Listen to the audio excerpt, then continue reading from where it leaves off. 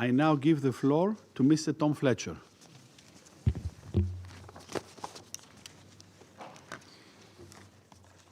Mr. President, members of the Council, briefing you again on this subject is a grim undertaking. Before starting, I ask you to reflect for a moment on what action we will tell future generations we each took to stop the 21st century atrocity to which we bear daily witness in Gaza. It is a question we will hear sometimes incredulous, sometimes furious, but always there for the rest of our lives. We will surely all claim to have been against it. Maybe we will say we issued a statement, or that we trusted that private pressure might work despite so much evidence to the contrary. Or pretend that we thought a more brutal military offensive had more chance of bringing the hostages home than the negotiations which brought so many hostages home. Maybe some will recall that in a transactional world, we had other priorities. Or maybe we will use those empty words, we did all we could. Mr. President, let me start with what we see and are mandated by this Council to report. Israel is deliberately and unashamedly imposing inhumane conditions on civilians in the occupied Palestinian territory. For more than 10 weeks, nothing has entered Gaza, no food, medicine, water, or tents. Hundreds of thousands of Palestinians have again been forcibly displaced and confined into ever-shrinking spaces, as 70% of Gaza's territory is either within Israeli militarized zones or under displacement orders. As my colleague from the FAO will explain, every single one of the 2.1 million Palestinians in the Gaza Strip face the risk of famine. 1 in 5 face starvation. Despite the fact that you have funded the food that could save them. The few hospitals that have somehow survived bombardment are overwhelmed. The medics who have somehow survived drone and sniper attacks cannot keep up with the trauma and the spread of disease. Even today, the European Gaza hospital in Khan Yunis was bombed again, with even more civilian casualties reported. I can tell you from having visited what's left of Gaza's medical system that death on this scale has a sound and a smell that does not leave you.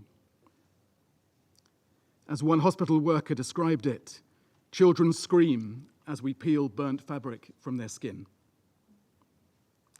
And yet we hear that we did all we could. Mr. President, our response as humanitarians is to make a single ask of the Council. Let us work.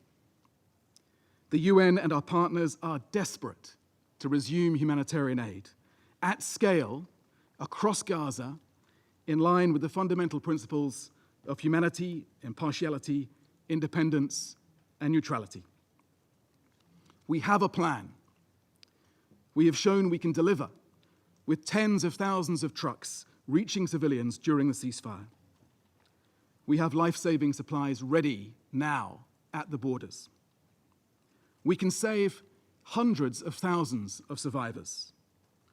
We have rigorous mechanisms to ensure our aid gets to civilians and not to Hamas. But Israel denies us access, placing the objective of depopulating Gaza before the lives of civilians. It is bad enough that the blockade continues. How do you react when Israeli ministers boast of it? Or when attacks on humanitarian workers and violations of the UN's privileges and immunities continue, along with restrictions on international and non-governmental organizations? Mr. President, this Council has adopted resolutions that demand all parties to the conflict comply with international humanitarian law and protection of civilians, including humanitarian personnel. A reminder that Israel also has clear obligations under international humanitarian law. It must treat civilians humanely, with respect for their inherent human dignity. It must not forcibly transfer, deport, or displace the civilian population of an occupied territory. As the occupying power, it must agree to aid and facilitate it. So for anyone still pretending to be in any doubt, the Israeli-designed distribution modality is not the answer. It practically excludes many, including people with disabilities, women, children, the elderly, the wounded. It forces further displacement. It exposes thousands of people to harm. It sets an unacceptable precedent for aid delivery, not just in the OPT, but around the world. It restricts aid to only one part of Gaza, while leaving other dire needs unmet. It makes aid conditional on political and military aims. It makes starvation a bargaining chip. It is a cynical sideshow, a deliberate distraction, a fig leaf for further violence and displacement. If any of that still matters, have no part in it. Mr. President, for the record, we have tried. The UN has met 12 times, and again this morning, with the Israeli authorities to discuss this proposed modality. We wanted to find a way to make it possible. We repeatedly explained the minimum conditions for our involvement on the basis of long-settled fundamental principles. Aid based on independent assessments of who needs it, the globally tested and donor-demanded basic requirement, and the ability to deliver aid to all those in need, wherever they are. The Secretary General set out the relevant international law in his submissions to the International Court of Justice. And your resolutions have strongly condemned starvation of civilians as a method of warfare and the unlawful denial of humanitarian access. Resolution 2417 demands the Council's full attention to widespread conflict-induced food insecurity. Mr. President, it's not just Gaza. Appalling violence is also increasing in the West Bank, where the situation is the worst in decades. The use of heavy weaponry, military methods of war, excessive force, forcible displacement, demolitions, and movement restrictions. Ongoing illegal settlement expansion. Entire communities destroyed, refugee camps depopulated. Settlements expanding, and settler violence continuing at alarming levels. Sometimes with the support of Israeli forces.